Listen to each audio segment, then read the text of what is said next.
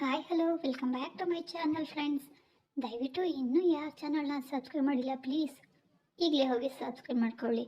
Subscribe ಮಾಡಿದ್ದು ಆಯಿತು ಅನ್ಕೋತೀನಿ. ದಯವಿಟ್ಟು ಸಬ್ಸ್ಕ್ರೈಬ್ ಮಾಡ್ಕೊಳ್ಳಿ.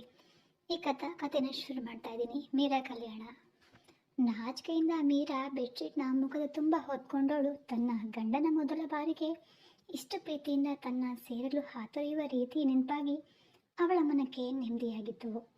ಅವನು ತುಟಿಗೆ ಕೊಟ್ಟ ಉಡುಗೊರೆ ನೆನಪಾಗಿ ಕೆನ್ನೆ ಕೆಂಪು ಮಾಡಿಕೊಂಡವಳು ಕಣ್ಣಿಗೆ ಅವನ ಸನಿಹವಿಲ್ಲದೆ ನಿದ್ದೆ ಅವಳಿಂದ ದೂರ ಆಗಿತ್ತು. ಇತ್ತ ವಿಜಯ್ ಫೋನ್ ಮಾಡಿದ ಏಜೆ ಅವನು ಹಲೋ ಎಂದು ಹೇಳುವ ಮೊದಲೇ ಇವನಿಗೆ ಮಾತನಾಡಲು ಕೂಡ ಅವಕಾಶನೇ ಕೊಡದೆ ತನ್ನ ಬೈಗುಳ ಶುರು ಮಾಡಿದನು ಏಜೆ.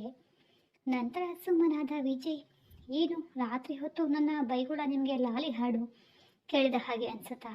ಹಾಗೇನಾದರೂ ಇದ್ರೆ ಹೇಳಿ. ಸರಿ, ಈಗ ಅದೇನು ಬೋಳ್ಬೇಕೋ ಬೋಗಳು. ಇಲ್ಲ, ಫೋನ್ ಎಸೆದು ತೆಪ್ಪಿಗೆ ಹೋಗಿ ನಿಮ್ಮ ಗರ್ಲ್ ಫ್ರೆಂಡ್ಗೆ ಚಾಟ್ ಮಾಡಿಕೊಂಡು ಸುಮ್ಮನೆ ನನ್ನ ಟೈಮ್ ಯಾಕೆ ವೇಸ್ಟ್ ಮಾಡ್ತೀಯ ಇಡಿಯಟ್ ಎನ್ನಲು ತಾನು ಯಾಕೆ ಈ ಹೊತ್ತಿನಲ್ಲಿ ಕಾಲ್ ಮಾಡಿದ್ದು ಎಂದು ವಿಷಯ ತಿಳಿಸಿದ ವಿಜಯ್ ಮಾತುಗಳನ್ನು ಕೇಳ್ತಾ ಇದ್ದ ಏಜೆ ಮುಖದಲ್ಲಿ ಕೋಪ ಹೆಚ್ಚಾಗುವಂತೆ ಮಾಡಿತ್ತು. ಸರಿ, ನಾವು ನಾಳೆ ಅಲ್ಲಿಗೆ ಹೋಗಿ ನೋಡೋಣ. ಹಾಗೆ ನೀನು ಬೆಳಗ್ಗೆ ಬೇಗ ಬರುವಂತೆ ತಿಳಿಸಿ ಫೋನ್ ಕಟ್ ಮಾಡಿ ಒಳಗೆ ಬಂದವನಿಗೆ ಮುದ್ದಾಗಿ ಮಲಗಿದ್ದ ಹೆಂಡತಿ ಕಾಣಲು ಇಷ್ಟೊತ್ತು ವಿಜಯ್ ಹೇಳಿದ ಮಾತುಗಳೆಲ್ಲ ಮರ್ತಂತೆ ಆಗಿತ್ತು. ನಂತರ ಲೈಟ್ಸ್ನ ಆಫ್ ಮಾಡಿ ಬಂದು ಅವಳ ಪಕ್ಕದಲ್ಲಿ ಮಲಗಿದವನಿಗೆ ಯಾಕೋ ವಿಜಯ್ ಹೇಳಿದ ಮಾತುಗಳು ನೆನಪಾಗಿ ನಿದ್ದೆಯವನ ಬಳಿ ಸುಳಿಯದಾಯಿತು. ತಲೆ ಹಿಂದೆ ಕೈ ಹಾಕಿ ಮಲಗಿದವನ ಹೊಟ್ಟೆ ಮೇಲೆ ಮಡ್ದಿಯ ಒಂದು ಕೈ ನಿದ್ದೆಗಣ್ಣಿನಲ್ಲಿ ಬೀಳಲು ಅವಳ ಕಡೆಗೆ ತಿರುಗಿದ ಏಜೆ ನಿದ್ದೆಯಲ್ಲಿದ್ದ ಮೀರಾನ ತನ್ನ ತೋಳುಗಳಿಗೆ ಒದಗಿಸಿಕೊಂಡು ಅವನು ಕೂಡ ನಿದ್ದೆಗೆ ಜಾರಿದನು. ಬೆಳಗ್ಗೆ ಬೇಗನೆ ಮೀರಾಗಿಂತ ಮೊದಲು ಎದ್ದು ಕೆಳಗೆ ಇಳಿದು ಬಂದ ಏಜೆಗೆ ಹೇಮ ಅವರು ಅಡುಗೆ ಮನೆಯಲ್ಲಿ ಇರೋದು ಕಂಡು, ಅಮ್ಮ ಇದೇನಿದು, ಈ ಟೈಮಲ್ಲಿ ಇನ್ನು 4 ಗಂಟೆ ಆಗಿದೆ ಅಷ್ಟೆ, ಇಷ್ಟು ಬೇಗ ಯಾಕೆ ಎದ್ದಿರೋದು ನೀವು? ಇನ್ನೂ ಸ್ವಲ್ಪ ಹೊತ್ತು ಮಲಗಬಾರ್ದಾ ಎನ್ನಲು, ಇಲ್ಲ ಪುಟ್ಟ, ಯಾಕೋ ಇವತ್ತು ಬೇಗನೆ ಎಚ್ಚರ ಆಯಿತು. ನಿಮಗೆ ಗೊತ್ತಿದೆ ಅಲ್ವಾ, ನಾನು ಒಮ್ಮೆ ಇದ್ದರೆ ಪುನಃ ನನಗೆ ನಿದ್ದೆ ಬರುವುದಿಲ್ಲ ಎಂದು, ಹಾಗಾಗಿ ಕಾಫಿ ಮಾಡ್ಕೊಳ್ತಾ ಇದ್ದೆ. ಅದು ಸರಿ, ನೀನೇನು ಇಷ್ಟೊಂದು ಬೇಗ ಎಲ್ಲಿಗೋ ಹೊರಟಿರುವ ಹಾಗೆ ಕಾಣ್ತಾ ಇದೆ ಎಂದು ಅವನ ಮುಖವನ್ನು ನೋಡಲು, ಹಾಂ ಅಮ್ಮ, ಇವತ್ತು ತುಂಬ ಇಂಪಾರ್ಟೆಂಟ್ ಕೆಲಸ ಇದೆ, ಹಾಗಾಗಿ ವಿಜಯ್ನ ಸ್ವಲ್ಪ ಬೇಗನೆ ಬರಲು ಹೇಳಿದ್ದೆ ಎನ್ನಲು ಅವನ ಕೈಗೆ ಕಾಫಿ ಕಪ್ ಕೊಟ್ಟು ಹೇಮ ಅವರು ಆಗ್ತಾನೆ ಒಳಗೆ ಬಂದ ವಿಜಯ್ಗೂ ಕೂಡ ಕಾಫಿಯನ್ನು ಕೊಟ್ಟು, ಅಲ್ಲ ಕಣ ವಿಜಿ, ಇವನಿಗಂತೂ ಮದುವೆ ಆಗಿದೆ, ಹೆಂಡತಿ ಮನೆಯಲ್ಲಿ ಇದ್ದರೂ ಕೂಡ ಇಷ್ಟು ಬೇಗ ಎದ್ದು ಆಫೀಸ್ಗೆ ಹೋಗ್ತಾ ಇದ್ದಾನೆ ನೋಡು. ನೀನು ಕೂಡ ಇವನ್ ಹಾಗೆ ಆಗದೆ ಬೇಗ ಮದುವೆಯಾಗಿ ಹೆಂಡತಿ ಮಕ್ಕಳು ಅಂತ ಮನೆಯಲ್ಲಿ ಇರೋದನ್ನ ಕಲಿ.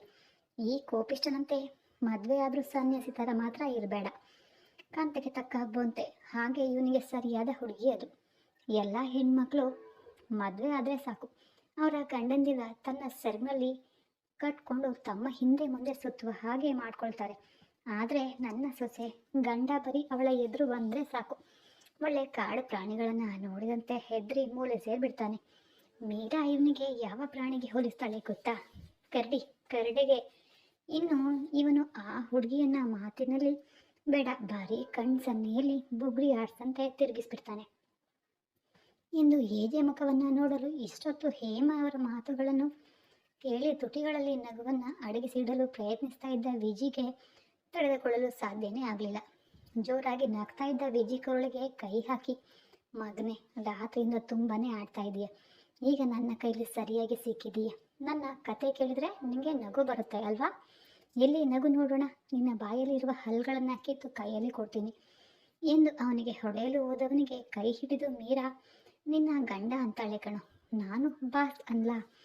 ಸರಿ ಬಾಸ್ ಪ್ಲೀಸ್, ಇದೊಂದು ಸಾರಿ ನನ್ನ ಕ್ಷಮಿಸ್ಬಿಡಿ, ಪುನಃ ಇಂತಹ ತಪ್ಪುಗಳನ್ನು ಮಾಡೋದಿಲ್ಲ ಪ್ಲೀಸ್ ಬಾಸ್ ಎಂದು ಅವನ ಹಿಡಿತದಿಂದ ಕೊಸರಿಕೊಳ್ಳಲು ಹೋದವನ ಕೈ ಹಿಡಿದು ಬಿಡಿಸಿದ ಹೇಮ ಅವರು, ಹೇಯ್ ಪುಟ್ಟ, ಅವನಿಗೆ ಯಾಕೆ ಹೊಡಿತೀಯಾ, ಬಿಡು ಮೊದಲು, ಅವನನ್ನು ಇರೋದು ಇದ್ದಂಗೆ ಹೇಳಿದರೆ ಅವನಿಗೆ ಕೋಪ ಬರುತ್ತೆ ಎನ್ನಲು, ಅಮ್ಮ ನನಗೆ ಟೈಮ್ ಆಯಿತು, ನಾನು ಹೋಗಿ ಬರ್ತೀನಿ ಎಂದು ಅವರ ಕಾಲಿಗೆ ಬಿದ್ದು ಆಶೀರ್ವಾದ ತೆಗೆದುಕೊಂಡ ಏಜೆ ಹೊರಗೆ ಹೋಗಬೇಕಾದ್ರೆ ವಿಜಿನ ಇಳ್ಕೊಂಡು ಆಚೆ ಹೋಗಿದ್ದ.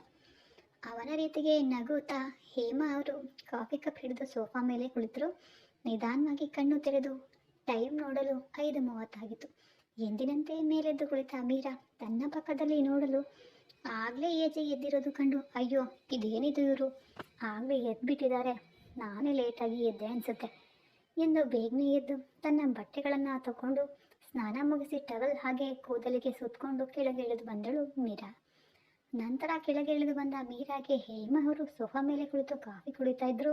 ಏಜೆಗಾಗಿ ಸುತ್ತಲೂ ಕಣ್ಣಾಡಿಸುತ್ತಾ ಅವನು ಅಲ್ಲೆಲ್ಲೂ ಕಾಣಿಸದೆ ಹೋದಾಗ, ಇಷ್ಟು ಬೇಗ ಎದ್ದು ಇವರು ಎಲ್ಲಿಗೆ ಹೋದ್ರು ಎಂದು ಯೋಚಿಸ್ತಾ ಕೆಳಗೆ ಬಂದವಳೆ ಹೇಮ ಅವರ ಬಳಿ ಬಂದು, ಅಮ್ಮ ಅದು ಸಾರಿ, ಯಾಕೋ ಇವತ್ತು ಸ್ವಲ್ಪ ಬೇಗ ಏಳಲು ಸಾಧ್ಯ ಆಗಲಿಲ್ಲ, ನಾಳೆಯಿಂದ ಹೀಗೆ ಆಗೋದಿಲ್ಲ ಅಮ್ಮ ಎಂದು ತನ್ನ ಪಾಡಿಗೆ ತಾನು ಮಾತನಾಡುತ್ತಾ ನಿಂತ ಮೀರಾನ ಕಂಡು ಮೇಲೆದು ನಿಂತ ಹೇಮ ಅವರು ಅವಳ ತಲೆ ಮೇಲೆ ಮೊಟಕಿ, ಅಯ್ಯೋ ಹುಡುಗಿ, ಅದೆಷ್ಟು ಮಾತನಾಡೋದು ನೀನು, ಸ್ವಲ್ಪ ತಾಳ್ಮೆ ಇರಲಿ, ನೀನು ಇಷ್ಟು ಬೇಗ ಎದ್ದು ಎಲ್ಲ ಕೆಲಸ ನಿನ್ನ ತಲೆ ಮೇಲೆ ಹೇಳ್ಕೊಂಡು ಮಾಡೋದನ್ನು ಬಿಟ್ಬಿಡು, ನಿಧಾನವಾಗಿ ಎದ್ದು ಬಂದರೆ ಏನಾಗುತ್ತೆ, ಇಲ್ಲಿ ಯಾರು ನಿನಗೆ ಶಿಕ್ಷೆನ ವಿಧಿಸೋದಿಲ್ಲ, ಅಂದ ಹಾಗೆ ನೀನು ಮಾಮೂಲಿಯಾಗಿ ಕರೆಕ್ಟ್ ಟೈಮಿಂಗ್ಗೆ ಎದ್ದಿದೀಯ, ನನಗೆ ಇವತ್ತು ಸ್ವಲ್ಪ ಬೇಗನೆ ಎಚ್ಚರ ಆಯಿತು, ಹಾಗಾಗಿ ಕಾಫಿ ಮಾಡಿಕೊಂಡು ಕುಡಿತಾ ಇದ್ದೆ ಅಷ್ಟೆ, ನೀನು ಕೂಡ ಸ್ವಲ್ಪ ಹೊತ್ತು ಕುಳಿತುಕೊಂಡು ಕಾಫಿ ಕುಡಿದು ನಂತರವೇ ಉಳಿದ ಕೆಲಸಗಳನ್ನು ಕಡೆಗೆ ಗಮನ ವಹಿಸು ಅಂತ ಹೇಳಲು, ಅಯ್ಯೋ ಅಮ್ಮ ಬೇಡ, ನಾನು ಪೂಜೆ ಮಾಡಬೇಕು,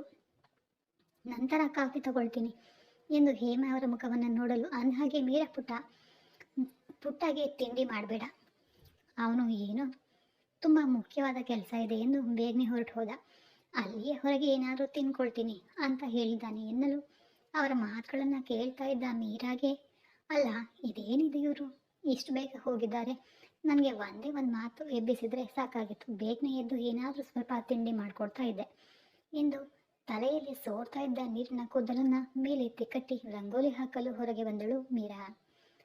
ರಂಗೋಲಿ ಹಾಕಿ ಪೂಜೆ ಮುಗಿಸಿದ ಮೀರಾ ಅಡುಗೆ ಮನೆಗೆ ತಿಂಡಿ ಮಾಡಲು ನಿಂತಳು.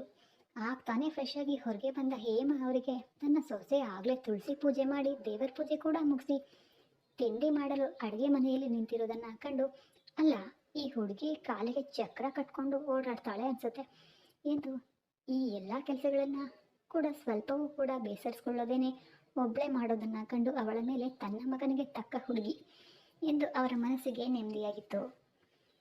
ಅಲ್ಲ ಈ ವಿದ್ಯೆ ಎಲ್ಲ ಕೆಲಸ ಮಾಡೋದು ಬೇಡ, ಅಟ್ಲೀಸ್ಟ್ ಮೀರಾಗೆ ಅಡುಗೆ ಮಾಡಲು ಸ್ವಲ್ಪ ಹೆಲ್ಪ್ ಮಾಡ್ಬೋದು ಅಲ್ವಾ, ಸಹಾಯ ಮಾಡೋದು ಬೇಡವೇ, ಇದೇನೋ ಪಾಪದ ಹುಡುಗಿ, ಎಷ್ಟು ಕೆಲಸಗಳಿದ್ರೂ ಯಾರಿಗೂ ಕೂಡ ತನಗೆ ಕಷ್ಟವಾಗುತ್ತದೆ ಅಂತ ಯಾರಿಗೂ ಹೇಳೋದೇ ಇಲ್ಲ, ವಿದ್ಯೆ ಒಂದು ಮಾತಂದ್ರೂ ಕೂಡ ಬೇಡದ ವಿಷಯ ತನ್ನ ಕಿವಿಯ ಮೇಲೆ ಬಿದ್ದೇ ಇಲ್ಲ ಎಂದು ತನ್ನ ಪಾಡಿಗೆ ತಾನು ಕೆಲಸ ಮಾಡುತ್ತೆ ಎಂದು ದೇವರಿಗೆ ಕೈ ಮುಗಿದು ಹೊರಗೆ ಬಂದವರಿಗೆ ಆಗ್ತಾನೆ ಎದ್ದು ಬಂದಂತಹ ವಿದ್ಯೆ ಅಡುಗೆ ಮನೆಗೆ ಬಂದವಳು, ಲೇ ಹಾಳಾದವಳೆ, ಬೆಳಗ್ಗೆ ಬೇಗನೆ ನನಗೆ ಕಾಫಿ ಕೂಡ ನನ್ನ ರೂಮ್ಗೆ ತಂದು ಕೊಡಬೇಕು ಅನ್ನೋದು ಗೊತ್ತಾಗೋದಿಲ್ವಾ ನಿನಗೆ, ನಿನ್ನಂಥ ಮನೆ ಕೆಲಸ ಮಾಡುವ ಹುಡುಗಿಯನ್ನು ಅದು ಹೇಗೆ ಈ ಮನೆಯವರು ಮದುವೆ ಮಾಡಿಕೊಂಡ್ರು, ಆ ಏಜೆ ಅದು ಹೇಗೆ ಒಪ್ಕೊಂಡು ತಾಲಿ ಕಟ್ಟಿದ್ನೋ, ನಿಮ್ಮಂಥವರೆಲ್ಲ ಇಂತಹ ಮನೆ ಸೊಸೆ ಆಗೋದಕ್ಕಿಂತ ಇಂತಹ ಮನೆಗಳಲ್ಲಿ ಕೆಲಸ ಮಾಡ್ಕೊಂಡಿರೋದಕ್ಕೆ ಲಾಯಕು, ಒಳ್ಳೆ ನಾಯಿ ಕರ್ಕೊಂಡು ಬಂದು ಉಪ್ಪರಿಗೆ ಮೇಲೆ ಕೂರಿಸಿದಂತೆ ಆಗಿದೆ ಅಂತ ಹೇಳ್ತಾ ಇರ್ಬೇಕಾದ್ರೆ, ಅಮ್ಮ ತಾಯಿ ನಾನೇನು ಇಲ್ಲಿ ನಿಂತ್ಕೊಂಡು ನಿನಗೆ ಕತೆ ಹೇಳ್ತಾ ಇಲ್ಲ, ಮೊದಲು ನನಗೆ ಕಾಫಿ ಮಾಡಿಕೊಡು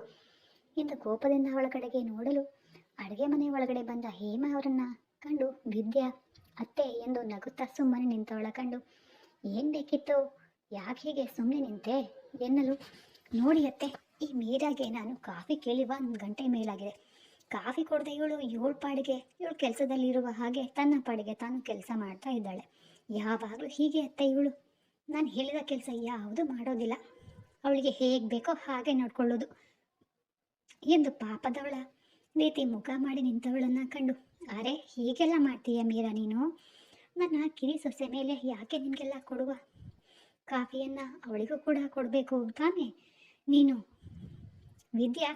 ವಿದ್ಯೆ ಜೊತೆಗೆ ನಡ್ಕೊಳ್ತಿರೋ ರೀತಿ ನನಗೆ ಸ್ವಲ್ಪವೂ ಇಷ್ಟ ಆಗ್ತಿಲ್ಲ ಮೀರಾ, ಅಮ್ಮ ಅದು ಹಾಗಲ್ಲ ಎಂದು ಮೀರಾ ಹೇಳಲು ಬಂದಾಗ ಬೇಸರದಿಂದ ಹೇಮ ಅವರ ಹತ್ತಿರ ಮಾತನಾಡಲು ಹೋದವಳಿಗೆ ಮೀರಾನ ತಡೆದ ಹೇಮ ಅವರು ಮೀರಾ ಮೇಲೆ ಕೋಪಿಸಿಕೊಂಡ ಹೇಮ ಅವರನ್ನು ಕಂಡು ವಿದ್ಯೆ ತುಂಬಾ ಖುಷಿಯಿಂದ ಕಾಲುಗಳ ನೆಲದ ಮೇಲೆ ನಿಲ್ದಾಗಿತ್ತು. ಅವಳ ಮುಖ ನೋಡಿ ಅಣ್ಕಿಸ್ತಾ ನಿಂತವಳು ಹೇಮ ಅವರ ಮುಖವನ್ನು ನೋಡಿ ಪುನಃ ಬೇಸರದ ಮುಖ ಹೊತ್ತು ತಲೆ ತಗ್ಗಿಸಿ ನಿಂತಳು. ವಿದ್ಯಾ ಬಳಿಗೆ ಬಂದ ಹೇಮ ಅವರು ಅವಳ ಕೈನ ಹಿಡಿದು, ಮೀರಾ ಮುಂದೆ ನಿಲ್ಲಿಸಿ ನೋಡು ಮೀರಾ, ಇನ್ನು ಮುಂದೆ ಮನೆಯಲ್ಲಿ ನಿನಗೆ ಅಡುಗೆಗಳನ್ನು ಮಾಡುವ ಹಾಗಿಲ್ಲ. ಈ ಅಡುಗೆ ಮನೆಯಲ್ಲಿ ನಿನಗೆ ಎಷ್ಟು ಹಾಕಿದೆ, ವಿದ್ಯೆಗೂ ಕೂಡ ಅಷ್ಟೇ ಹಾಕಿದೆ. ಇನ್ನು ಮುಂದೆ ಅವಳಿಗೆ ಏನು ಬೇಕೋ ಅದನ್ನು ಅವಳೇ ಮಾಡ್ಕೊಳ್ತಾಳೆ. ಬರೀ ಅಡುಗೆ ಮಾತ್ರ ಅಲ್ಲ, ಅವಳ ಕಾಫಿ ಕೂಡ ಅವಳಿಗೆ ಹೇಗೆ ಬೇಕೋ ಹಾಗೆ ತಯಾರಿಸ್ಕೊಂಡು ಕುಡಿತಾಳೆ ಅಲ್ವಾ ವಿದ್ಯಾ ಎಂದು ಅವಳ ಮುಖವನ್ನು ನೋಡಲು ಇಷ್ಟೊತ್ತು ನಗ್ತಾ ಇದ್ದ ಅವಳ ಮುಖ ತನಗೆ ಒಂದು ಲೋಟ ಕಾಫಿ ಕೂಡ ಮಾಡಲು ಬರೋದಿಲ್ಲ, ಈಗ ಅಡುಗೆ ಮಾಡಿಕೊಂಡು ತಿನ್ನಬೇಕು ಅಂದರೆ ಅಲ್ಲಿಗೆ ಮುಗೀತು ನನ್ನ ಕತೆ. ಅಲ್ಲ, ಈ ಮೀರಾ ನೋಡೋಕೆ ಮನೆ ಕೆಲಸದವಳ ಹಾಗೆ ಕಂಡ್ರು ಕೂಡ ನಿಜಕ್ಕೂ ಅವಳು ಮಾಡುವ ಅಡುಗೆ ಅದ್ಭುತ. ಈಗ ಏನು ಮಾಡೋಕ್ಕೆ ಹೋಗಿ ಈ ಪರಿಸ್ಥಿತಿಗೆ ಬಂದಿಲ್ಲ ವಿದ್ಯಾ ಅಂತ ಮನಸ್ಸಲ್ಲಿ ಅನ್ಕೋತಾ ಇದ್ದಾಳೆ. ಅವಳ ಮುಖ ಹಿಂಗು ತಿಂದ ಮಗನ ಹಾಗೆ ಆಗಿತ್ತು ಮನಸ್ಸಲ್ಲಿ ಅಂದ್ಕೊಂಡು. ನೋಡ್ ಮೀರಾ, ನಾನು ಹೇಳಿದ್ದು ನಿಮಗೆ ಸರಿಯಾಗಿ ಅರ್ಥ ಆಗಿದೆ ಅನ್ಕೋತೀನಿ ಅಂತ ಹೇಮಾ ಅವರು ಹೇಳಲು ತನ್ನ ಅತ್ತೆ ಇಷ್ಟೊತ್ತು ಯಾಕೆ ಹಾಗೆ ಹೇಳಿದ್ದು ಎಂದು ಈಗ ಮೀರಾ ಪೆದ್ದು ತಲೆಗೆ ಅರ್ಥ ಆಗಿತ್ತು. ಈ ಕತೆ ಮುಂದುವರಿಯುವುದು. ಇವತ್ತಿನ ಕತೆ ಹೇಗೆ ಅನ್ನಿಸ್ತು? ಹೇಮಾ ಅವರು ವಿದ್ಯೆಗೆ ಹೇಳಿದ್ದು ಸರಿನಾ, ಅವ್ರು ಮಾಡಿದ್ದು ಸರಿನಾ ಅಂತ ಕಮೆಂಟ್ ಮೂಲಕ ತಿಳಿಸಿ. ಹಾಗೆ ಈ ವಿಡಿಯೋ ನಿಮಗೆಲ್ಲ ಇಷ್ಟ ಆಗ್ತಾ ಇದ್ರೆ ದಯವಿಟ್ಟು ಚಾನಲ್ನ ಸಬ್ಸ್ಕ್ರೈಬ್ ಮಾಡಿಕೊಂಡು ವಿಡಿಯೋನ ನೋಡಿ. ಹಾಗೆ ನೋಡ್ತಾ ಇರುವ ಎಲ್ಲರಿಗೂ ಕೂಡ ಧನ್ಯವಾದಗಳು. ಮತ್ತೆ ಸಿಗೋಣ ಮುಂದಿನ ಸಂಚಿಕೆಯಲ್ಲಿ.